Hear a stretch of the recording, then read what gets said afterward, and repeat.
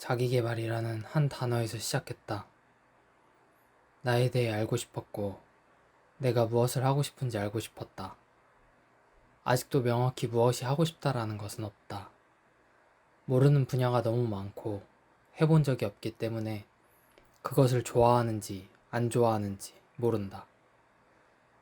그래서 해보기로 했고, 쉽게 시작할 수 있는 것부터 해보고 있다. 간접 경험과 기본 지식을 짧은 시간 안에 쉽게 접근할 수 있는 것이 독서라고 한다. 나에게 책은 수면제와 같고 1년에 한 권을 읽을까 말까 한 정도였다. 유튜브로 우연히 드로우 앤드류님의 영상을 접하고 그의 책인 럭키 드로우를 읽었다. 영상에서 많이 접했던 내용들이 들어있어 쉽게 읽을 수 있었다. 이후 욕심이 생겨 한 권씩 읽어나가는 중이다. 도서관에서 책을 빌릴 수도 있지만 내 돈 주고 사야 아까워서라도 읽을 것 같아 한 권 읽고 다음에 사러 가는 시기다. 옛날에는 어른들이 책을 많이 읽어라, 너에게 도움이 된다, 귀에 딱지가 앉을 정도로 들었다. 맞는 말이지만 나에겐 동시에 부질없는 말이었다. 수많은 사람들이 왜 독서를 하지 않을까? 필요성을 못 느껴서라고 생각한다. 나에게 필요하면 시키지 않아도 알아서 찾아본다. 배고프면 먹게 되어 있다. 만드는 레시피라도 찾아서 먹게 되어 있다. 그렇게 재미없던 독서가 읽히지 않던 글씨들이 내가 궁금한 내용들로 가득하니 그 다음 장이 궁금해서 책을 넘기게 된다. 독서라기보단 공부에 가깝지만 그 재미를 느꼈고 많은 책을 읽는 것은 아니지만 꾸준히 읽으려고 하고 있다. 자기계발에 관심이 가다 보니 자기계발이나 투자, 경제 쪽의 유튜버들의 영상을 자주 보게 된다. 그들이 추천하는 책을 메모해 놓기도 하고 그 안에서 영감을 얻고 따로 적어 놓기도 한다. 하지만 그보다도 각자의 분야에서 성공한 사람들의 이야기를 듣는다. 옛날에는 그렇게 생각했다. 다른 나라 사람 이야기야. 집에서 뒷받침해주니까 가능하지. 운이 좋았기 때문이야 등 부정적인 생각만 가진 채 그들이 뭐라고 얘기하는지 제대로 들어본 적은 없다. 스스로가 프레임을 만들고 갇혀버린 것이다. 요즘은 그 프레임을 깨고 차분히 들어보고 있다. 결국 결론은 같다. 좋아하는 것을 해라. 실패하는 것을 두려워하지 말아라. 실패를 해야 성공을 한다. 그들은 어느 날 갑자기 부자가 된 것이 아니다. 수많은 실패와 지루한 고생들이 쌓여 만들어진 모습이다. 그들의 고민과 노력으로 이룬 것이다. 그들을 따라할 필요는 없다. 할 수도 없을 뿐더러 그저 그들이 말하는 마인드셋과 내가 적용하면 좋을 만한 것들을 하나씩 가져올 뿐이다. 생각만 하던 그림 계정도 만들었다. 나는 그림을 배운 적이 없다. 잘 그리는 사람이 부러웠고 멋있어 보였다. 그래서 생각만 하다가 내려놓고 시작했다.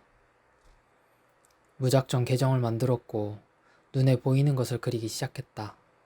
가볍게 생각했다. 나는 못 그린다 인정하고 그냥 그렸다. 당연히 못 그리지만 잘 그려 보이고 싶은 마음에 시작을 못했으니까 포기하지 않고 꾸준히 하기 위해 제한을 뒀다. 최대한 하루에 하나씩 10분에서 15분 정도만 시간 투자할 것.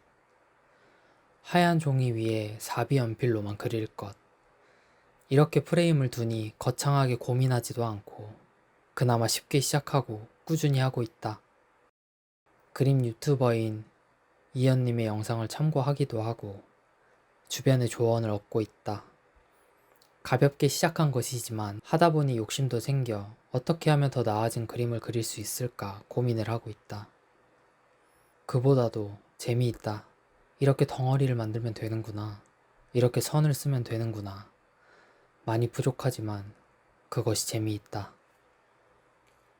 자기계발 인스타를 일기장처럼 쓰다 보니 하고 싶은 이야기는 많은데 공간이 작아 요약해서 써야 했다. 좀 더 내 감정과 이야기를 할 수 있는 공간이 필요했고 유튜브 계정도 만들었다. 이것도 쉽게 하기 위해 프레임을 두었다. 아무도 보지 않으니 남의 충족이 아닌 내 충족을 위해 할 것. 내 공간, 일기장 같은 곳으로 할 것. 많은 영상을 요하지 않을 것. 편집 기능을 다 까먹긴 했지만 컷 편집으로 쉽게 빠르게 끝낼 수 있을 것. 규칙을 정하고 나니 한결 수월해졌다. 이전에도 해본 적이 있었기 때문에 고민과 시간 투자가 덜했다.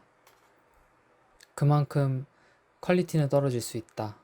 하지만 생각을 하고 글로 받아 적고 말을 하고 다시 생각한다. 몇 번 안 했지만 이 과정이 엄청나다는 것을 알았다. 어떠한 것에 영향을 받아 영감을 받으면 한 문장이 떠오른다. 인스타로 옮기면서 가지 문장이 늘어나고 내 생각이 좀 더 확장되고 다시 유튜브 대본으로 옮기면서 주제에 대한 내 과거가 떠오르고 한 번 더 정리가 된다. 그 과정에서 한 번 더 생각이 바뀔 때도 있고 흐릿한 생각들이 뚜렷해질 때도 있다. 이러한 내 생각과 의견이 후에 바뀔 수도 있다. 그동안의 삶과 가치관에 따라 생각은 변한다고 생각하기 때문이다.